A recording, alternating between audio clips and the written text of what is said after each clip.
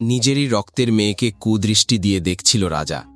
রাজকুমারী তারাকে প্রথম যখন রাজা মদন পাল দেখলেন, তখন যেন তিনি ভুলেই গেলেন যে তার সামনে দাঁড়িয়ে থাকা মেয়েটি আর কেউ নয়, তার নিজেরই কন্যা। রাজা জীবনে এত সুন্দর কোনো নারী দেখেননি।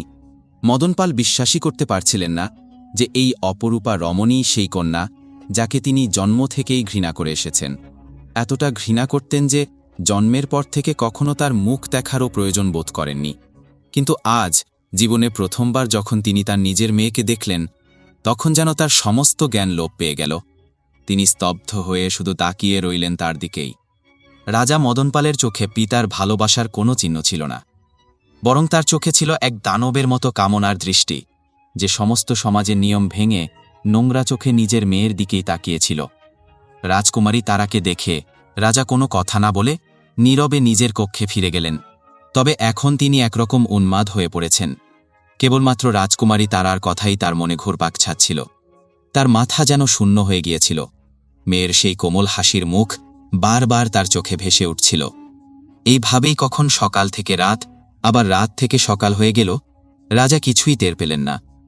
তার মাথায় কেবল একটিই চিন্তা, রাজকুমারী তারা। অন্যদিকে রাজকুমারী তারাও দ্বিধার মধ্যে ছিলেন। যে পিতার সঙ্গে দেখার করার জন্য সে সারা জীবন অপেক্ষা করেছিল, আজ জীবনে প্রথমবার দেখার পরেও মনের মধ্যে বিন্দুমাত্র আনন্দ জাগেনি।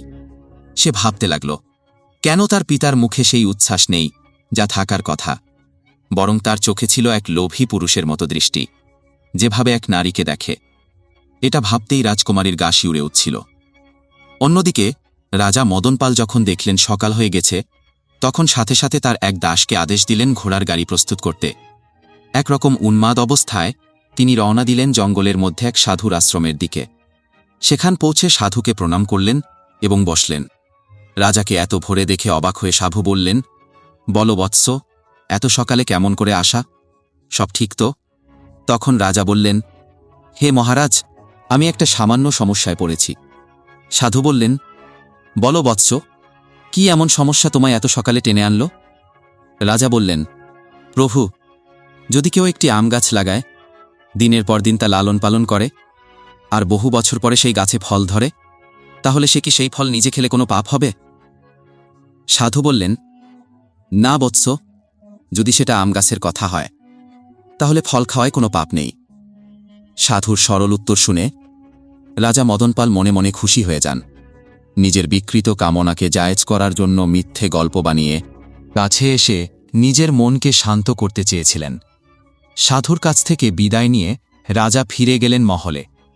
এই সমস্ত ঘটনা রাজার সাথে থাকা দাস ভীমা খেয়াল করছিলেন। তার মনে হচ্ছিল কিছু একটা ভুল হচ্ছে, কিন্তু রাজাকে কিছু বলার সাহস তার ছিল না।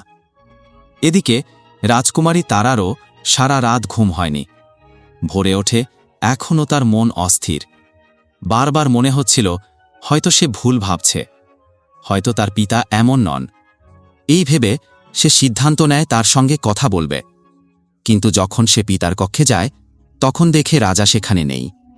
এদিকে রাজা ফিরে এসে অনেক চিন্তাভাবনার পর একটি চিঠি লেখেন এবং তার দাস ভীমাকে বলেন, এই চিঠি নিয়ে তুমি এখনই প্রতাপগড় গিয়ে রাজা ধর্মপালকে দিয়ে এসো। ভীমা তৎক্ষণাৎ রওনা দেয় প্রতাপগড়ের দিকে। কয়েক ঘণ্টার মধ্যেই পৌঁছে যায় রাজপ্রাসাদে। সেই সময় রাজা ধর্মপাল সভায় বসেছিলেন। ভীমা তাকে প্রণাম করে চিঠি তুলে ধরলে রাজা বলেন, জোরে পড়ে শোনাও, কি বার্তা এনেছ? ভীমা চিঠি খুলে পড়তে শুরু করে।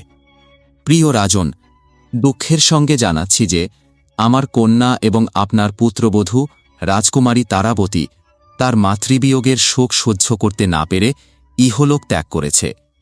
আমি বহু আগেই আপনাকে জানাতে চেয়েছিলাম, কিন্তু একে একে স্ত্রী ও কন্যাকে হারিয়ে আমি নিজের শোকেই ডুবেছিলাম। বহু কষ্টে আজ এই সংবাদ জানাচ্ছি। অনুগ্রহ করে আপনার পুত্র অভিমন্যুর বিবাহের জন্য অন্য রাজকুমারীর খোঁজ করুন। আমি ক্ষমাপ্রার্থী, রাজা মদন পাল।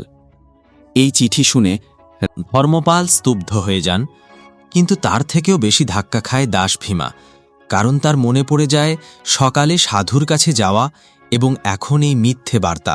সবকিছু মিলিয়ে সে নিশ্চিত হয়ে যায় রাজা মদন পালের ভিতরে কোনো ঘৃণ্য পরিকল্পনা চলছে। সে আর দেরি না করে দ্রুত ভেলাসনগরের পথে রওনা দেয়।